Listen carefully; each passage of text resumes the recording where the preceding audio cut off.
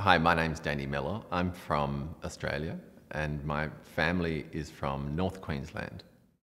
So the indigeneity is a very important discussion in my work because it talks about this idea of a shared history that we have in Australia. And this is something which is common to a number of countries around the world where Indigenous people have been affected by colonisation, settlement and these sorts of different things that affected both people and the geography and country. So indigeneity in that sense is a core focus. The work that I have in Sakahàn is one which is quite immersive. So it's a very large piece. What I would like visitors to take away is kind of an experience of looking in that sense at a landscape which is quite culturally specific in some ways because it does show a rainforest area. This is the area of my mother's country, and it's an area which is quite important in terms of ritual and ceremony, and this is what is shown through the figures in the landscape.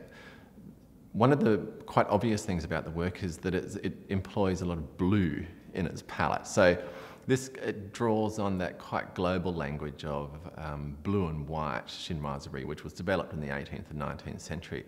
And while the work has no specific connection to the tradition of engraving and transfer work, what's important about that particular palette is it talks of the transformed landscape or the colonised and settled landscape. So it's a westernised gaze which is sweeping the country, and in that sense it becomes transformed and changed. The ceiling suspended panels also talk about time and cycles. So the blue moon quite literally is blue, and it's a calendar event. So a blue moon is something that happens once every 2 to 3 years, where there are 2 full moons in a calendar month.